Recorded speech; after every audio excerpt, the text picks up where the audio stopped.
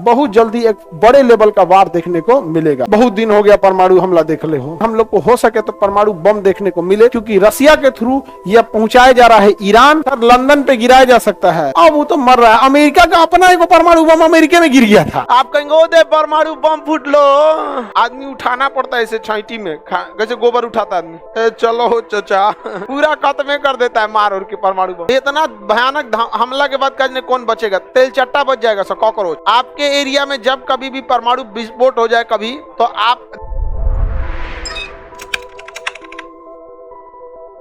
निकट भविष्य में हम लोग को हो सके तो परमाणु बम देखने को मिले, क्योंकि रसिया के थ्रू यह पहुंचाया जा रहा है ईरान, और ईरान ने इसे पहुंचा दिया है यमन, और यमन ने इसे पहुंचा दिया है अपने पास भी रखा है, और भूमध्य सागर को होते हुए ये लेबनान में पहुंचा दिया है। और बहुत जल्दी एक बड़े लेवल का वार देखने को मिलेगा। बहुत दिन हो गया परमाणु हमला देख ले हो, बहुत दिन, आंखें तरस गई, आंखें तरस गई। तुम लोग का मन नहीं करता है? हम लोग को तो देखते उब गए हैं लोग, पढ़ाते पढ़ाते नागासाकी हिरोशिमा, नागासाकी हिरोशिमा। अरे एक अपडेट लाओ इसमें, अपडेट लाओ इसमें। ए लाहौर में मत मारो, बहुत पास है, अमृतसर से एकदम पास है लाहौर, रेडिएशन इधर चलाएगा गधा। उस सबके लिए जेसीबी ठीक है, उस सबके लिए क्या है जेसीबी, लाइन से लगा के उलाट दो उनको कहां पे। तो जितना मजबूती से पकड़ा रहेगा, विस्फोट होगा तो उतने ज्यादा क्या देगा, ऊर्जा, उतने ज्यादा ऊर्जा। अब ऐसे समझो ना, परमाणु जो यूरेनियम होता है, मूंगफली के दाना के बराबर यूरेनियम जो होता है, इतना मजबूती से पकड़ा होता है, इतना मजबूती से कि बस अगर उसमें न्यूक्लियर रिएक्शन स्टार्ट करा दिया जाए तो 800 केजी कोयला बराबर ऊर्जा देगा। 800 केजी मतलब 800 केजी का मोटा मोटी कितना ट्रक हो गया, 8 गो ट्रक। हाँ 800 केजी, एक गो ट्रक में अगर 100 केजी आ रहा है, 80 गो ट्रक मतलब 8 गो ट्रक, 80 गो नहीं 8 गो ट्रक, 800 केजी। सोचो कितना, 800 केजी कोयला जलाओ, जितना ऊर्जा निकलेगा ना, यूरेनियम का एक मूंगफली के बराबर दाना रहेगा ना, उतना ऊर्जा दे देगा। कितना तगड़ा होता है वो, उस न्यूक्लियर एनर्जी। ई बराबर क्या हो गया, MC स्क्वायर। आगे बढ़े। अब देखिए ऊर्जा जो होता है ये कन्वर्जन ऑफ एनर्जी फॉलो करता है, कि ऊर्जा को हम एक रूप से चाहें तो दूसरे रूप में बदल सकते हैं। ऊर्जा को अगर हम चाहें तो एक रूप से दूसरे रूप में बदल सकते हैं। समझ में आएगी नहीं? किसी को दिक्कत? सर लंदन पे गिराया जा सकता है। अब वो तो मर रहा है। अमेरिका का अपना एक परमाणु बम अमेरिका में गिर गया था, B2 बम्बर से ले जा रहा था, कोनो उसमें ग्रुप डी वाला नटवा ढीला कस दिया था। ट्रेन कैसे गिरा रहा है तो धाए धाए भारत में, वो नटवा ढीला कस दिया था। वो बमवा जो था ना, ओकरे शहर में गिर गया, धबाक से गिर गया, भड़का नहीं। जानते हैं किसी भी बम का डेटोनेटर हटा दिया जाता है, तो बम में ना खाली जगह होता है, उसमें डेटोनेटर को भरा जाता है जिससे कि वो टकरा के ब्लास्ट हो। उसका डेटोनेटर ऑन नहीं किया था, लगले था, ऑन नहीं किया था, और गिरा वहां पे। अमेरिका वाला हल्ला नहीं किया। सब 25-30 साल बाद ये खबर फैली, नहीं तो उसी समय फैल गया रहता ना। अभी के समय होता तो हम तो हल्ला कर देते, और उस दिन वीडियो इंग्लिश में बनाते हैं, और उस दिन कहते जय अमेरिका। नहीं समझ आ गया, क्योंकि स्पेशल संबोधन किसके लिए था?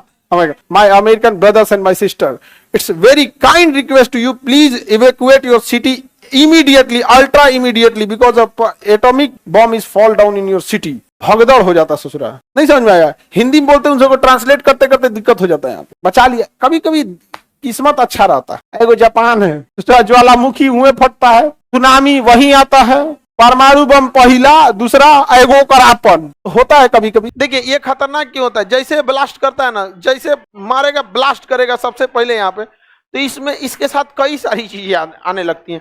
सबसे पहले निकलेगा ससुरा एक्सरे। क्या निकलेगा? एक्सरे। हम लोग 20 रोंटजन के एक्सरे को बर्दाश्त कर सकते हैं। एक्सरे का मात्रक रोंटजन होता है, ये फिजिक्स में पढ़ा दिए थे, वेब चैप्टर में याद कीजिए, पढ़ा दिए थे ना। तो रोंटजन होता है, हम 20 रोंटजन झेल सकते हैं।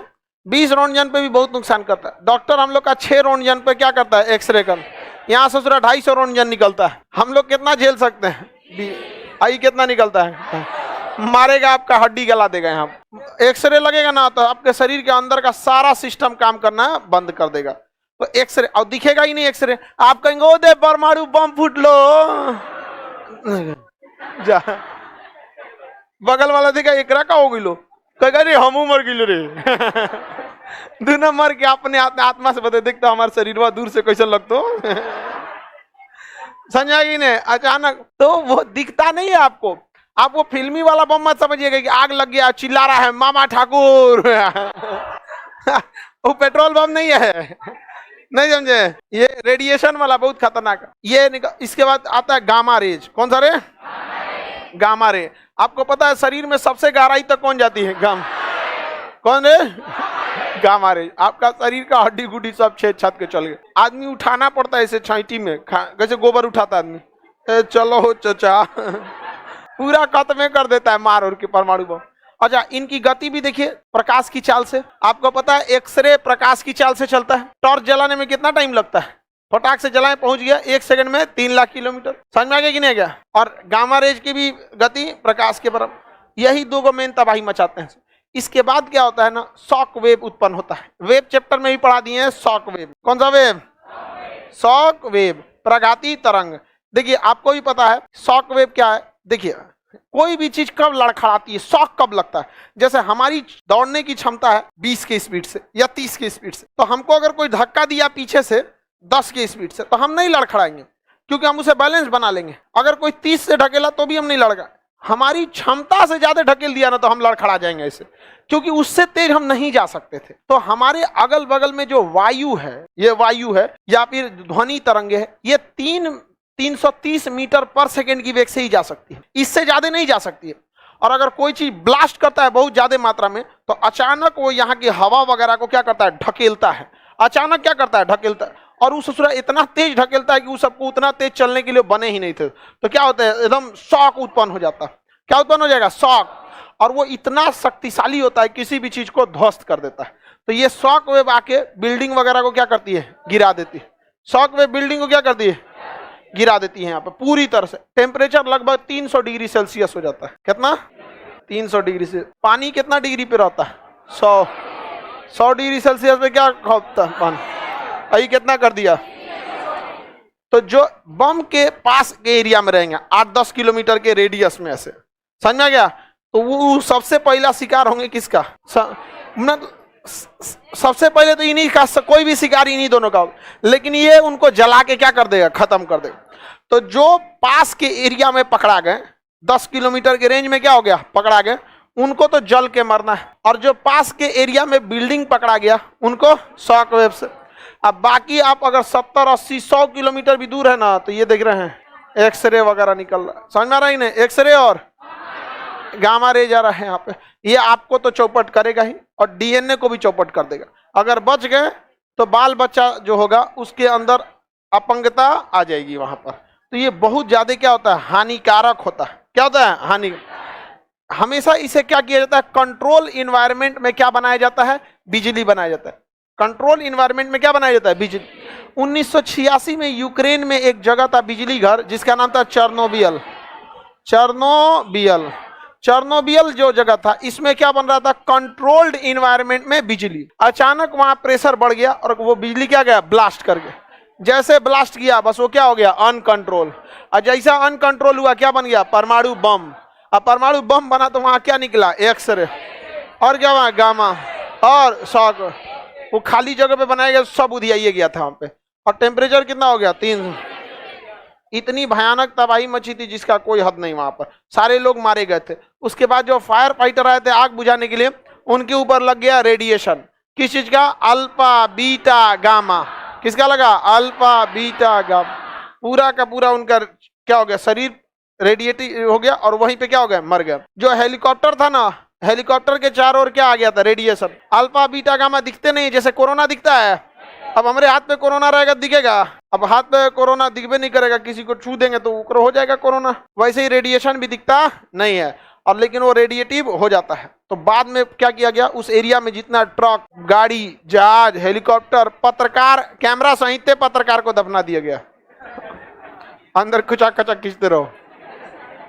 हाँ, जिंदा कैसे रे बकलो? इतना बड़का, अरे काला खांसी कह रहा है कि जिंदा दफनाया गया था। बताओ, इतना भयानक हमला के बाद कहने कौन बचेगा? तेल चट्टा बच जाएगा सब। कॉकरोच। कॉकरोच की बाहरी त्वचा काइटिन की बनी होती है। काइटिन पर इस रेडिएशन का कोई असर नहीं पड़ता। उस क्या हो जाएगा? बच जाएगा। समझ रहा है कि नहीं रहा? बच जाएगा वहां पर। आपके एरिया में जब कभी भी परमाणु विस्फोट हो जाए कभी, तो आप देखिए, अगर आपके अगले बगले में हो गया 10 किलोमीटर के रेडियस में, तो चुपचाप आप जाएंगे, आपको कोई बचा नहीं सकता। लेकिन ऐसा खबर लगा कि नहीं भाई इस जगह पे ब्लास्ट किया गया है, तो आप खबर लगते ही तुरंत आप अपने जगह पे अंडरग्राउंड होना चालू कीजिए, तुरंत का तुरंत। यहाँ पर ऐसे जगह पे जाइए जहां पर हवा वगैरह बहुत ही कम आए, और अपने जितना घर द्वार का विंडो, शीशा, खिड़की सब बंद कीजिए। बेसमेंट में घुसिए, रजाई गद्दा बहुत ज्यादा लगा लीजिए ताकि हवा कम आए, क्योंकि सबसे बड़ा दिक्कत क्या होता है, रेडिएशन। समझ में आ गया कि नहीं, रेडिएशन।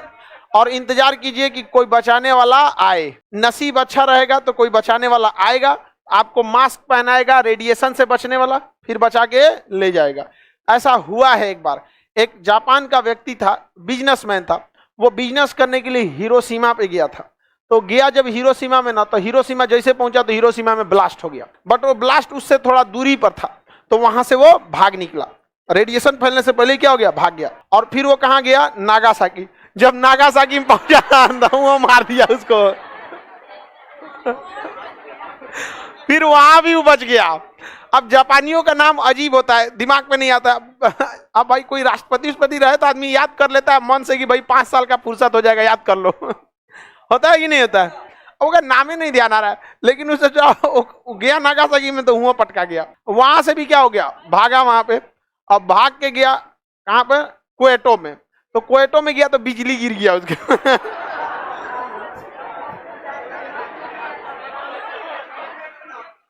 और फिर उसमें भी ससुरा बच गया वो। फिर वो मरा था अपनी मौत से। इसको कहा जाता है नसीब। समझ में आ गया कि नहीं आएगा। कभी कभी यमराज भी छुट्टी पे रहते हैं।